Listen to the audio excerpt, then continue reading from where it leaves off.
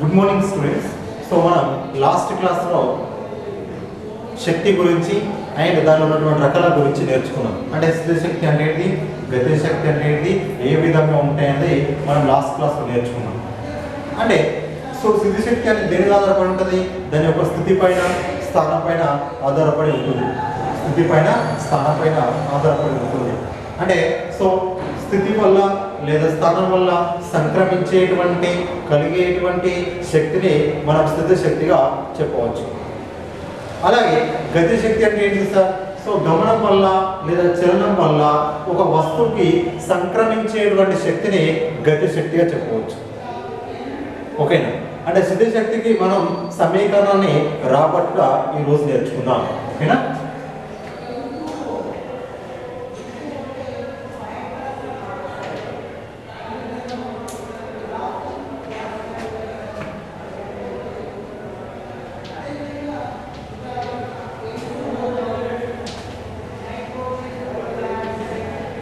సమీకరణ రాబట్ట. సో దాన్ని మనకు ఏం చేస్తున్నాం సార్ అంటే పి స్థితి శక్తి నిరూపిస్తాం, యూతో రూపిస్తాం. U is equal mgh. U is equal mgh.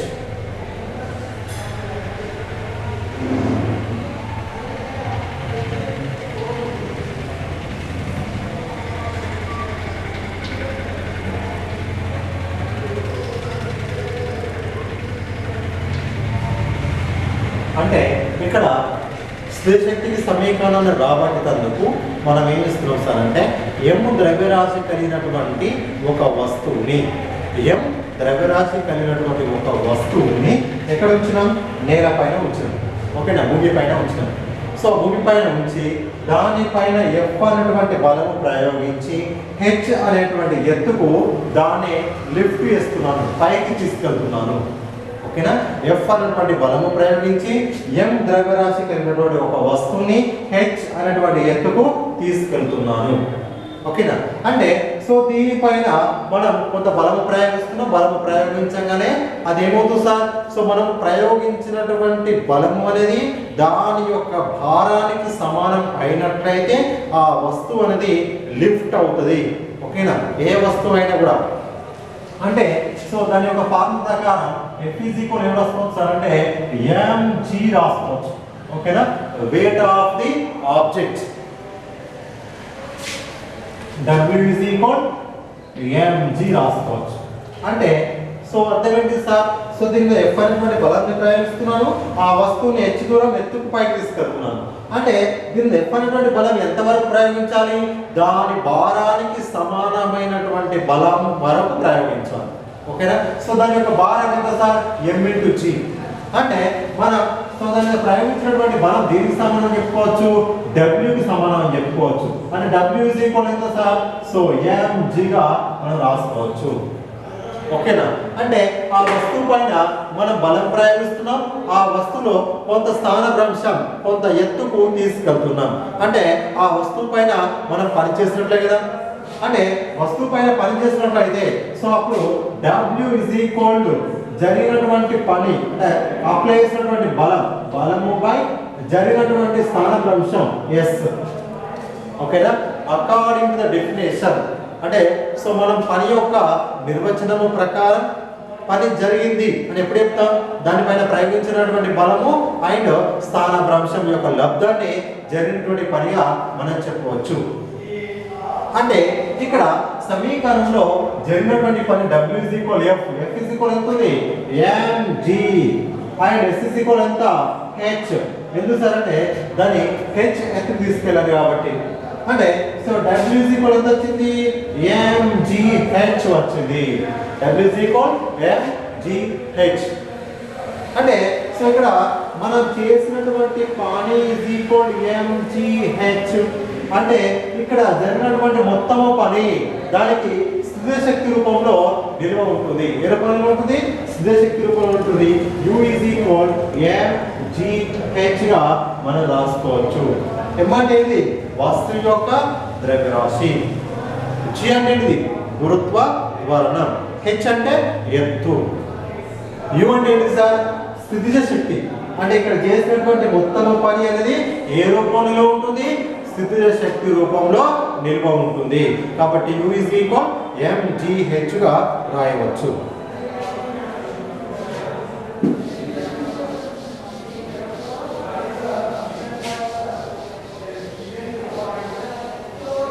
Next గతిజ శక్తికి సమీకరణాన్ని రాబడదాం.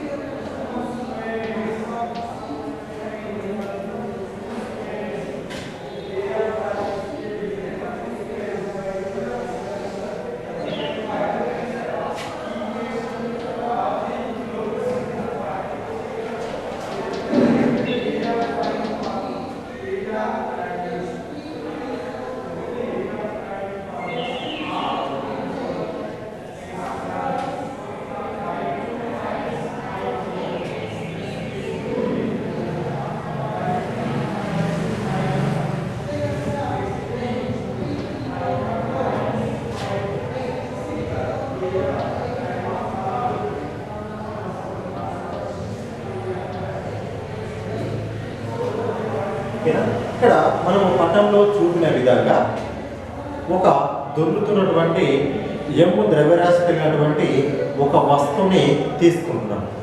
ఎమ్ము ద్రవ్యరాశి కలిగినటువంటి ఒక వస్తువు, ఎమ్ము ద్రవ్యరాశి కలిగినటువంటి ఒక వస్తువు ఆల్రెడీ అది రన్నింగ్ లో ఉంది కాబట్టి దాని తొలి వేగం అనేది నేను తీసుకోవట్లేదు. తొలి వేగాన్ని నేను ఏమంటున్నాను సార్ అంటే యూనే వీగా రాస్తున్నాను, యూనే వీగా రాస్తున్నాను. సో దాని అర్థం ఏంటి సార్, యూని వీగా రాస్తున్నాం అంటే సో దాని యొక్క తొలి వేగం అనేది అంటే ఆల్రెడీ అది రన్నింగ్ లో ఉంది కాబట్టి దాని తొలి వేగాన్ని వీగా రాస్తున్నాను. ఓకేనా? అయితే సో ఈ విధంగా దొరుకుతూ పోతున్నటువంటి వస్తువుని ఎస్ స్థానభ్రంశం పొందిన తర్వాత ఎఫ్ అనేటువంటి బలాన్ని ప్రయోగించి, ఓకేనా, సో దాన్ని నేను నిశ్చల స్థితిలోకి తీసుకొస్తున్నాను. ఎస్ అనేటువంటి స్థానభ్రంశం పొందిన తర్వాత ఓకేనా ఆ వస్తువుని నిశ్చల స్థితిలోనికి తీసుకువస్తున్నాను. అంటే మనం ఏం చేస్తున్నాం ఇక్కడ, ఎఫ్ ద్రవ్యరాశి కలిగినటువంటి ఒక వస్తువు తీసుకుంటున్నాను. ఎఫ్ ద్రవ్యరాశి కలిగినటువంటి ఈ వస్తువు యొక్క వేగాన్ని తొలి వేగాన్ని u = v గా రాసుకుంటున్నాను. ఎందుకంటే అది ఆల్రెడీ గమనంలో ఉంది కనుక. అంటే సో గమనంలో ఉన్నటువంటి ఈ వస్తువు పైన కొంత బలాన్ని ప్రయోగించి, ఎంత బలం, ఎఫ్ అనేటువంటి బలాన్ని ప్రయోగించి, అంటే వ్యతిరేకంగా ఎఫ్ అనేటువంటి బలాన్ని ప్రయోగించి ఆ వస్తువుని నిశ్చల స్థితిలోనికి తీసుకువస్తున్నాను. ఎప్పుడు, స్థానభ్రంశం ఎస్ పొందిన తర్వాత. ఓకేనా? అయితే ఇక్కడ మనకి దీని యొక్క త్వరణం తెలియదు, త్వరణం నడుపుకోవాలి. దాని కొరకు సూత్రం ఉపయోగిస్తున్నాను. ఏ సూత్రం? గతిజ శక్తి సమీకరణం. అంటే సో మనకు కినెటిక్ ఈక్వేషన్స్ ఉంటాయి. సో v² - u² = 2as రాసుకోవచ్చు. ఓకేనా? v² - u² = 2as. v అంటే ఏంటి సార్? ఫైనల్ వెలాసిటీ అంటే చివరి వేగం. u అంటే ఏంటి సార్? తొలి వేగం. v అంటే తుది వేగం. a అంటే త్వరణం, సమత్వరణం. s అంటే ఏంటి సార్? అది పొందినటువంటి స్థానభ్రంశం. ఓకేనా? సో ఇక్కడ మనకు దీనిలో v = రాసుకోవచ్చు 0² ఎందుకు సార్ అంటే తుది వేగం అనేది 0 ఉంది. కానీ ఎందుకు సార్ అంటే ఆపిన గనుక, స్టాప్ చేసినాం గనుక. అలాగే దాని యొక్క తొలి వేగాన్ని ఏం రాసుకుంటున్నాను? v రాసుకుంటున్నాను. u = v. So v రాసుకున్నాను. 2as. s స్థానభ్రంశం కాబట్టి s + s రాశాను. దాని యొక్క త్వరణం a కాబట్టి a రాశాను. ఓకేనా? So remaining equation v² = 2as అవుతుంది. సో a = రాసుకోవచ్చు. ఈ 2s కి వచ్చినప్పుడు y అవుతుంది. v² / 2s రాసుకోవచ్చు. అంటే అది పొందినటువంటి త్వరణం a = -v² / 2s అవుతుంది. ఓకేనా? అయితే ఇక్కడ మనకు న్యూటన్ యొక్క రెండవ నియమం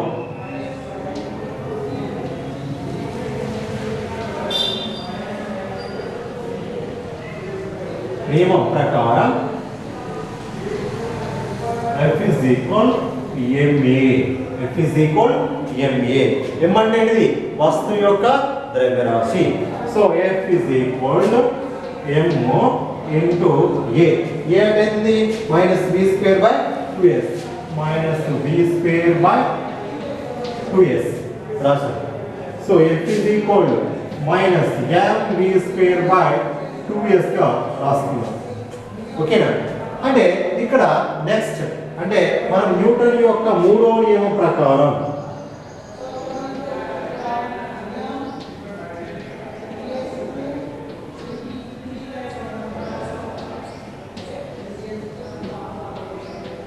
చర్య ఇస్ ఈక్వల్ మైనస్ ప్రతిచర్య. F is equal minus F. ఎందుకు సార్ అంటే ఆల్రెడీ అది కొంత వేగంతో వస్తుంది, దాన్ని F అనేటువంటి బలాన్ని ప్రయోగించి దాన్ని స్థిరంగా తీసుకొస్తున్నాను, రెస్ట్లోకి తీసుకొస్తున్నాను. అంటే దాని అర్థం ఏంటి? ఇది చర్య అయితే మనం అప్లై చేసేది ప్రతిచర్య కాబట్టి F is equal ఏం రాసుకున్నాను? మైనస్ F రాసుకున్నాను. అంటే ఇక్కడ F is equal minus F. F ఎంత వచ్చింది? Minus MV square by 2S వచ్చింది. Minus into minus plus, so plus MV square by 2S గా రాసుకున్నాను. అంటే ఆ వస్తువు మీద ప్రయోగించినటువంటి బలం ఎప్పుడు కూడా ధనాత్మకంగా తీసుకోవాలి, రుణాత్మకంగా ఉండదు. కాబట్టి న్యూటన్ యొక్క మూడవ నియమం ప్రకారం చర్య ఇస్ ఈక్వల్ మైనస్ ప్రతిచర్య. F is equal minus F కాబట్టి so F is equal minus into minus plus MV square by 2S వచ్చింది. ఓకేనా? ఇప్పుడు జరిగినటువంటి పనికి సమీకరణ రాస్తున్నాం. సో జరిగిన పని W is equal to బలము ఇంటూ స్థానభ్రంశం. ఓకేనా? సో బలం ఎంత? F is equal to MV square by 2S into స్థానభ్రంశం. అది పొందినటువంటి స్థానభ్రంశం ఎంత? S. కాబట్టి ఇంటూ S రాశాను. S అనేటువంటి రెండు క్యాన్సల్ అయితే సో W is equal ఎంత వచ్చింది సార్? హాఫ్ MV స్క్వేర్ వచ్చింది. ఓకేనా? హాఫ్ MV స్క్వేర్ అంటే జరిగినటువంటి పనికి సమీకరణం ఏమొచ్చింది? Half MV square. అంటే సో మొత్తం జరిగినటువంటి పని అనేది గతిజ శక్తి రూపంలో నిల్వ ఉంటుంది. ఏ రూపంలో నిల్వ ఉంటుంది?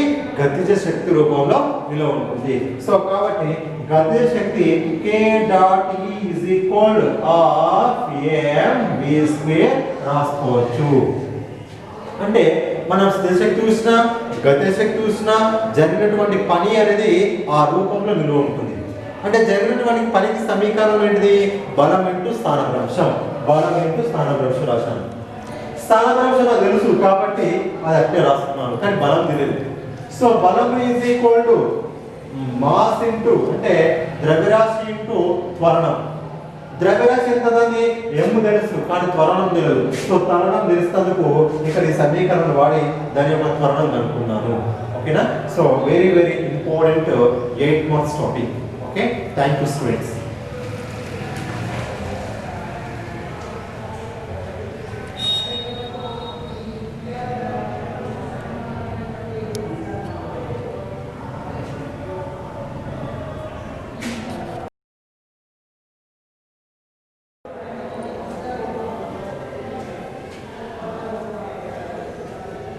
సో మనకు ఇంకొక నెక్స్ట్ వన్ టాపిక్ ఏంటంటే ఇప్పుడు స్థితిశక్తి అయిపోయింది, గతి శక్తి అయిపోయింది. సో పని శక్తి సిద్ధాంతం ఉందాం. ఓకేనా? సో పని శక్తి సిద్ధాంతం. ఓకేనా? సో పని శక్తి సిద్ధాంతం ఏంటి సార్ అంటే W is equal to so kinetic energy minus తొలి కినెటిక్ ఎనర్జీ. ఓకేనా? సో పని శక్తి సిద్ధాంతం ఏం తెలియస్తారంటే ఒక వస్తువు పైన జరిగినటువంటి మొత్తము పని అనేది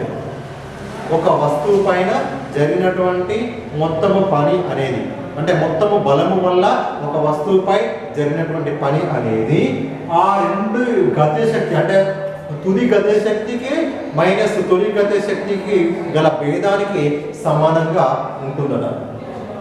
ఓకేనా? అంటే ఇక్కడ తీసుకునేది W is equal KF minus KI అంటే ఏంటిది? ఒక వస్తువు పైన అంటే జరిగినటువంటి పని మొత్తము బలము ప్రయోగించడం వల్ల ఒక వస్తువు పైన జరిగినటువంటి పని అనేది దాని యొక్క తుది గతి శక్తికి తొలి గతి శక్తికి భేదానికి సమానంగా ఉంటుంది. Kf - Ki. దీన్ని పని శక్తి సిద్ధాంతం అని పిలుస్తాము.